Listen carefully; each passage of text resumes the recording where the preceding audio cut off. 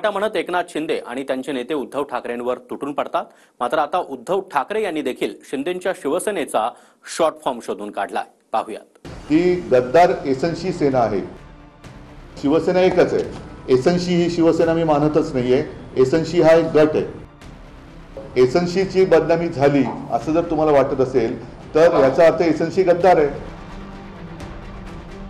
एसनशी गेल्या 2 ते 4 दिवसापासून उद्धव ठाकरेंनी शिंदेंना एसनशी म्हणत हल्लाबोल सुरू केलाय। आता हे एसनशी कुठून आलं तर जसं उभाटा आलं तसं एसनशी। शिंदेंनी उद्धव बाळासाहेब ठाकरे या नावातून पहिलं अक्षर काढत उभाटा असा उल्लेख करणं सुरू केलं। आता उद्धव ठाकरेंनीही तोच फॉर्म्युला वापरला। शिंदेंचं पूर्ण नाव आहे एकनाथ संभाजी शिंदे, त्यातून नावातलं पहिलं अक्षर काढलं तर शॉर्ट फॉर्म होतो एसनशी। त्यामुळे ठाकरेंच्या शिवसेनेला जसं उभाटा सेना म्हणत शिंदेंची शिवसेना आक्रमण करते त्याच पद्धतीने उद्धव ठाकरेंनी शिंदेंच्या शिवसेनेचा उल्लेख एसनशी सेना करणं सुरू केलं।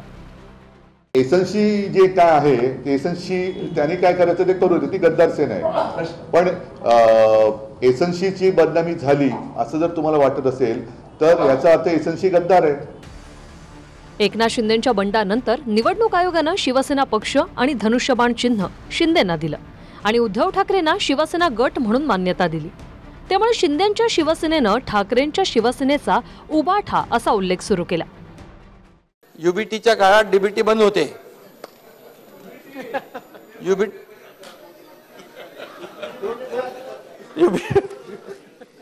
या उभाटाला आज हिंदू म्हणून घ्यायची देखील आता लाज वाटू लागलेली आहे। उभाटाच्या लोकांनी जाऊन पहिलं तिथे माफी मागितली पाहिजे होती। आज आपण उभाटाच्या समोर 13 जागांवर लोकसभेला लढलो।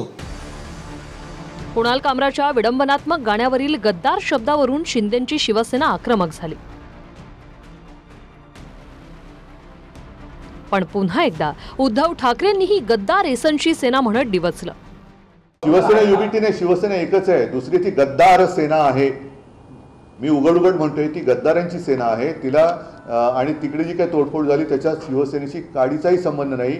ती गद्दार एसनशी सेना आहे। या एसनशी सेनेने ह्या सगळ्या गोष्टी बरं मुख्यमंत्र्यांनी बचाव कोणाचा केला? ज्याचं नाव नाही घेतलं त्याचं, पण ज्याचं नाव घेतलं त्याच्याबद्दल कोणीच काही म्हटलेलं नाहीये। आता हे ठरवणार का आमचा पक्ष आहे का गट आहे? हे थोडी ठरवणार आहे, हे सुप्रीम कोर्ट ठरवतंय आणि सुप्रीम कोर्टाने आम्हाला मान्यता दिलेली आहे। त्या बेसवर आम्ही लोकसभा लढलेली, त्याच बेसवर आम्ही विधानसभा लढलेली आहे। मग आता पक्ष कुणाचा, नाव कुणाचं, हे जेव्हा इलेक्शन कमिशनरने आम्हाला दिलेलं आहे, सुप्रीम कोर्टाने दिलेलं आहे आणि त्या आधारावर जर तुम्ही लोकशाही मानत असाल तर, बाबासाहेब आंबेडकरांनी लिहिलेल्या राज्यघटनेवर तुमचा विश्वास असेल तर पक्ष आमचा आहे, तुमचा गट आहे, हे सुप्रीम कोर्टाने स्पष्ट केलेलं आहे। एसनशी म्हणण्याची सुरुवात उद्धव ठाकरेंनी अधिवेशन काळात 3 दिवसांआधी केली। कुणाल कामराच्या व्यंगात्मक गाण्यानंतर शिंदेंच्या शिवसेनेनं स्टुडिओची तोडफोड केली। त्यानंतर ही तोडफोड शिवसैनिकांनी नाही तर एसनशी गटानं केल्याचं ठाकरेंचं म्हणणं आहे। कामराच्या इथे जी काही तोडफोड केली ती शिवसैनिकांनी केलेली नाही, त्याचा शिवसेनेशी संबंध नाही। ही कदाचित एसनशी गटाने केली असेल किंवा गद्दार सेनेच्या एसनशी गटाने केलेली असेल। उद्धव ठाकरेंनी एकनाथ शिंदेंना मुख्यमंत्री पदावरूनही डिवचलं। सध्या मुख्यमंत्री फडणवीस सर्वांना सावरण्याचा प्रयत्न करतात, मात्र काहींच्या मनात मुख्यमंत्री पदाचे कोंब फुटले असा टोला ठाकरेंनी लगावला। तर स्वतःसाठी जागा निर्माण करण्याचा ठाकरेंचा प्रयत्न असल्याचं प्रत्युत्तर हे बावनकुळेंनी दिलंय।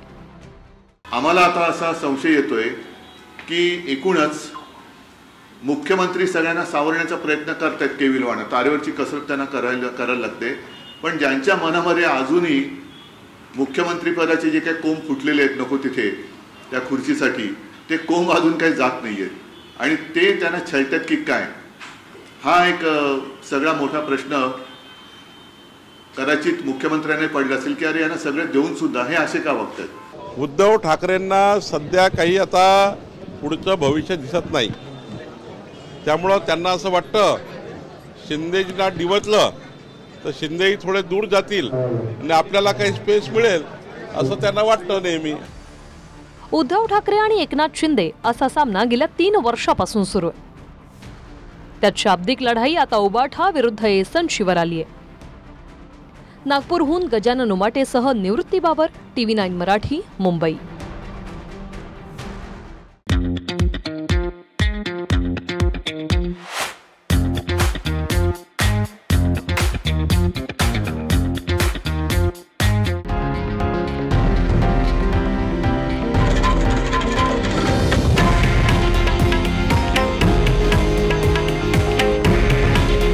हे आहे देशातील नंबर 1 न्यूज नेटवर्क आणि आपण पाहत आहात TV9 मराठी.